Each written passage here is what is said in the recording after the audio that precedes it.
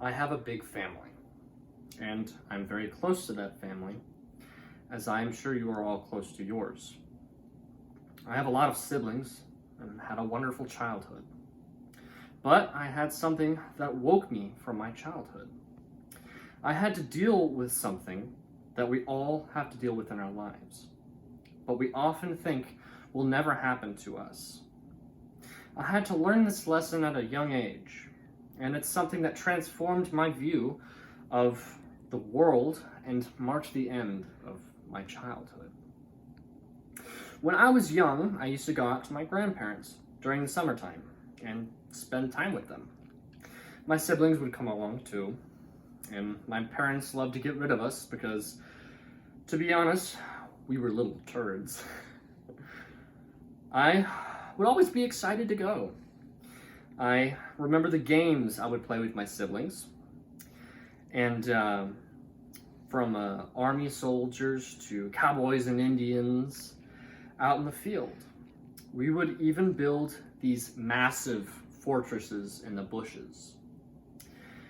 And the bushes would be all the way up to 20 feet tall, so they were really big.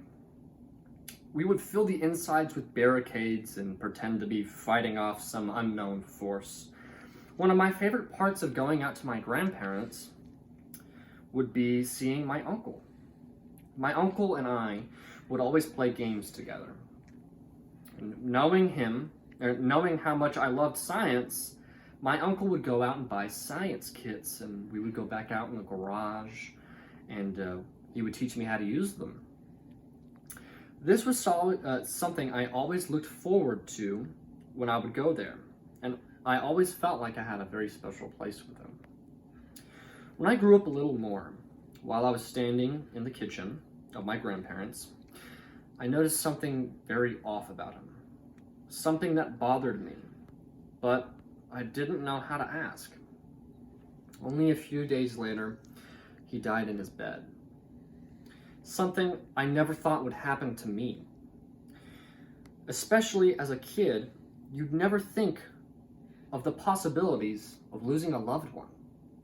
It hurt a lot, and in some weird way I do not understand, it made me feel a sense of guilt, like I could have stopped it from happening. The funeral was by far the hardest part for me. Some part of me still denied he was gone and I would never see him again. Nothing hurt more than seeing my grandparents who had lost a son. The only time I had ever seen my grandfather cry.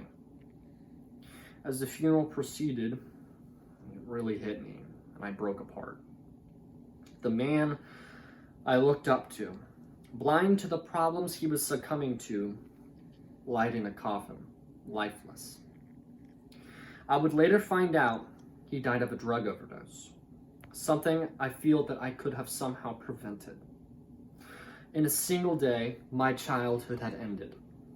I was changed by this and introduced into the real world.